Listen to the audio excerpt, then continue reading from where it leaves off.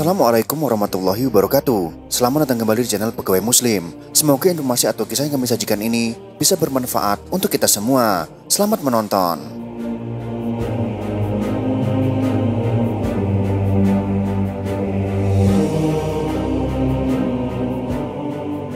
As-Sa'labi menceritakan pada masa Bani Israel ada seorang laki-laki bernama Isya, seorang ulama Bani Israel.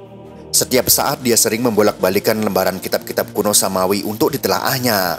Sampai suatu ketika di lembaran-lembaran itu dia menemukan tulisan tentang sifat-sifat Nabi Muhammad SAW. Dia dengan sigap mencatat semua sifat-sifat tersebut yang tercecer di beberapa halaman, kemudian dia mengumpulkan menjadi satu halaman. Pada akhirnya ia sembunyikan lembaran itu ke dalam sebuah peti. Selanjutnya peti itu dikunci mati, tidak ada seorang pun yang mengetahui di mana kunci peti itu disembunyikan. Suatu masa Isya berwasiat kepada anaknya yang bernama Balukia menjelang akhir ajalnya.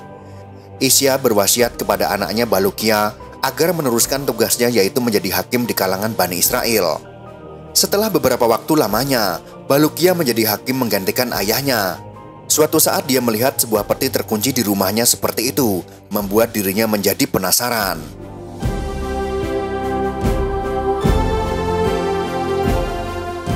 Dia lalu menceritakan isi peti itu kepada ibunya, namun ibunya malah menjawab, "Aku tidak tahu apa yang ada di dalam peti itu. Bahkan kunci-kuncinya pun aku belum pernah mengetahuinya, walaupun semakin penasaran ingin mengetahui isi peti tersebut." Akhirnya dengan keras ia mengatur kunci-kunci yang menutup rapat peti itu. Setelah dibukanya, ternyata di dalamnya terdapat sebuah lembaran-lembaran yang bertuliskan sifat-sifat Nabi Muhammad SAW. Dalam lembaran itu dikatakan bahwa Nabi Muhammad SAW adalah penutup para nabi dan rasul. Surga diharamkan kepada para nabi sebelum terlebih dahulu Nabi Muhammad SAW dan umatnya masuk ke dalamnya terlebih dahulu. Seusai membaca lembaran itu, Balukia keluar rumah menemui kaum Bani Israel untuk menyampaikan apa yang tertera di dalam lembaran kitab yang dibawanya. Seketika kaum Bani Israel dengan seksama menyimak penuturan dari Balukia.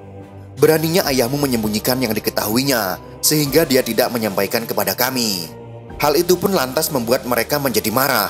Jika bukan karena kamu sebagai anaknya, kami akan membakar kuburannya, sebab dia telah menyembunyikan berita tentang akan datangnya panutan para rasul, yaitu Muhammad SAW."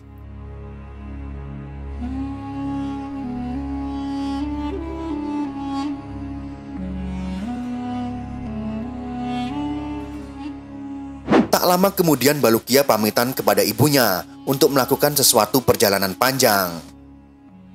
"Ibu, aku menemukan berita tentang akan diutusnya Nabi. Sekarang aku mau pergi dan tidak akan kembali sampai menemukan kabar tentang keberadaan Nabi tersebut."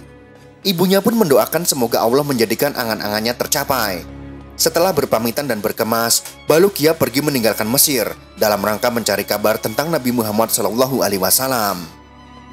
Balukia akhirnya mengelilingi bumi dari ujung timur sampai ujung barat, sehingga sampai di laut salah satu tujuannya. Di sana ia melihat beberapa keanehan yang tidak pernah dilihat oleh orang lain.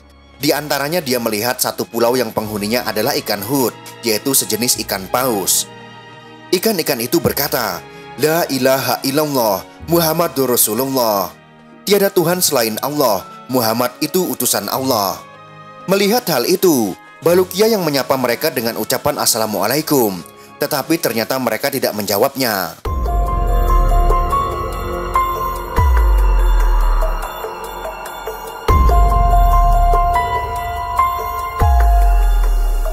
"Hai manusia, sebelum kami belum pernah mendengar sama sekali perkataan itu," kata ikan-ikan hut itu. Balukia pun menjelaskan ungkapan tersebut adalah sunnah Nabi Adam.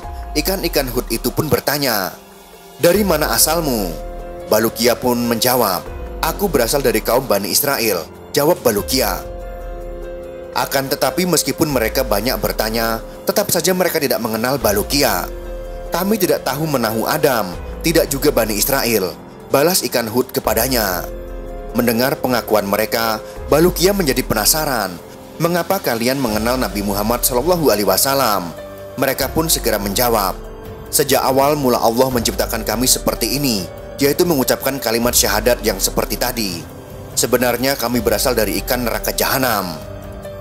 Balukia pun bertanya penasaran kepada ikan-ikan hut itu, bagaimanakah keadaan neraka jahanam? Para ikan itu pun menjelaskan tentang keadaan jahanam yang terkenal mengerikan. Dia adalah lembah hitam yang berbau busuk setiap tahunnya. Ia bernafas hanya 2 kali. Nafas pertama ketika musim panas. Nafasnya pun mengeluarkan hawa yang sangat panas. Dan nafas kedua ketika musim dingin. Maka nafasnya menimbulkan hawa yang sangat dingin. Ikan Hud menjelaskan lebih detail. Selanjutnya Balukia melonggokkan pandangannya ke arah pulau lainnya. Di sana ia melihat ikan Hud yang ukuran lebih besar dari yang ia lihat sebelumnya. Ikan tersebut bagaikan pelepah kurma di antara ikan-ikan Hud itu. Terdapat juga seekor ikan Hud yang berwarna kuning. Jika ia berjalan maka ikan-ikan Hud itu di sekitarnya ikut berjalan. Ketika ikan-ikan Hud merasa diperhatikan oleh Balukia, mereka bertanya kepada Balukia, "Siapakah kamu?" Balukia menjawab, "Aku adalah Balukia dari Bani Israel." Perkataan Balukia itu tetap saja asing di telinga mereka. "Kami belum pernah mendengar perkataan itu sebelumnya," ujar ikan itu. "Sebenarnya aku ditugaskan untuk memakan semua ikan laut yang ada di dunia. Jika tidak ada aku, maka ikan-ikan Hud akan mengejar kaum Bani Israel dan memangsanya."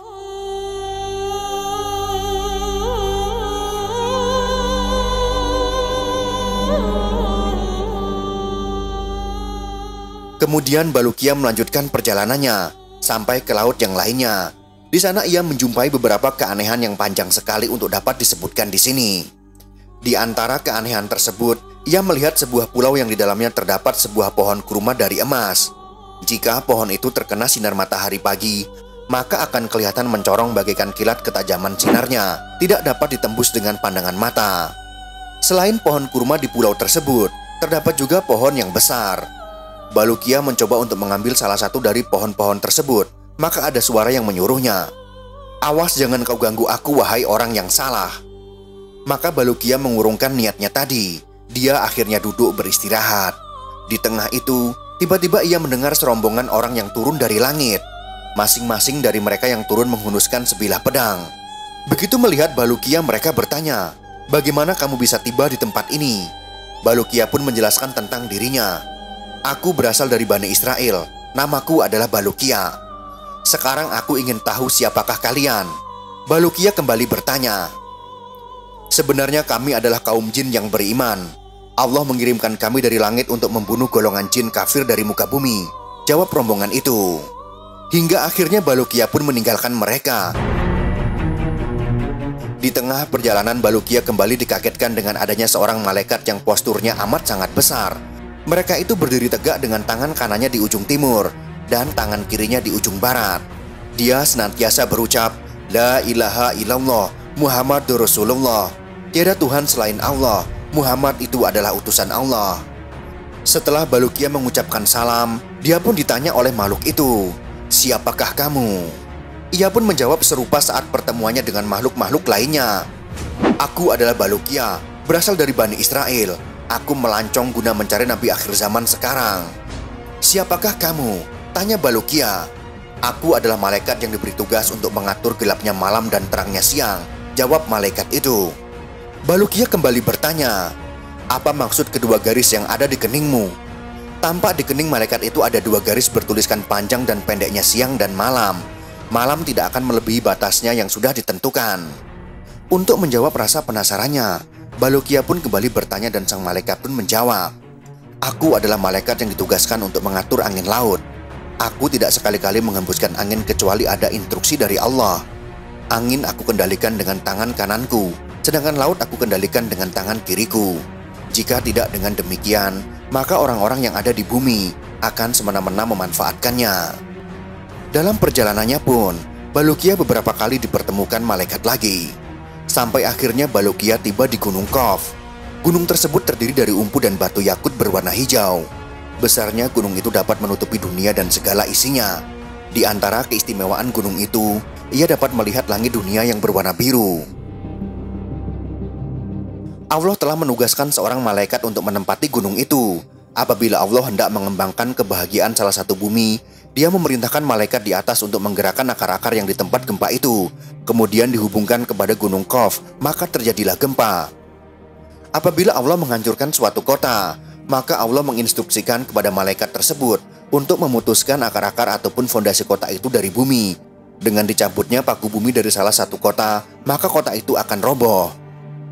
Selanjutnya Balukia bertanya apa saja yang ada di belakang Gunung Qaf ini.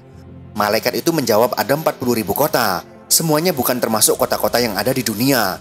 Karena kota-kota ini terbuat dari emas dan perak. Siang dan malam tidak dapat menembusnya. Sedangkan penduduknya terdiri dari para malaikat. Mereka semua bertasbih kepada Allah, tidak berbuat durhaka kepadanya. Kemudian Balukia menanyakan apa saja yang ada di belakang kota-kota tersebut. Malaikat itu kembali menjawab, di belakangnya ada 70.000 hijab seluas dunia. Adapun di belakang hijab-hijab itu, tidak ada yang mengetahuinya kecuali Allah. Balukia kemudian memeluknya dan meneruskan perjalanannya dengan menelusuri Gunung Qaf.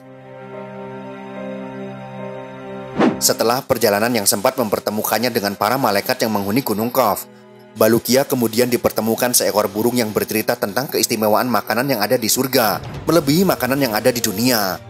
Ia pun diberi sepotong roti pemberian dari surga.